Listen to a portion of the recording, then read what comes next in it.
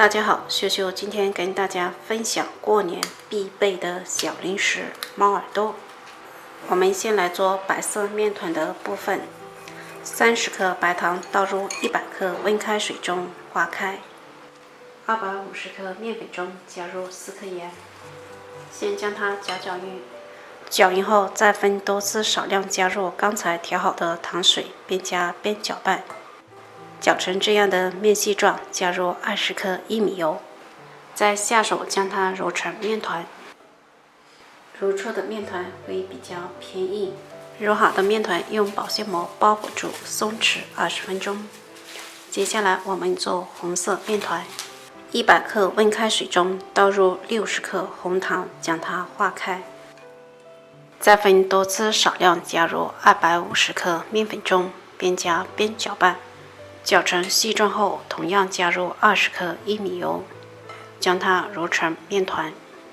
揉好的面团同样用保鲜膜包裹住，松弛20分钟。板上撒一层干粉，将醒发好的白色面团擀薄，像这样的厚度就可以了，放在一旁备用。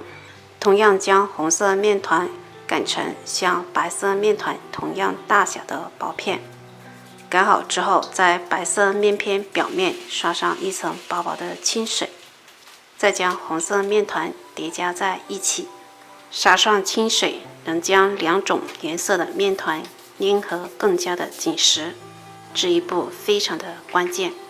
继续在红色面片表面也刷上一层薄薄的清水，从一端往另一端卷起，将它卷得紧实一些。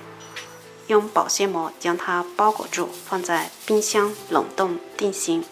定好型后，将它切成薄片，越薄越好。切好的薄片摆在一边，防止粘连。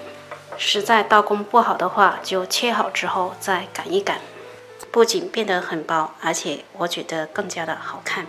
热锅放油，待油温5成热，即筷子放下去冒泡。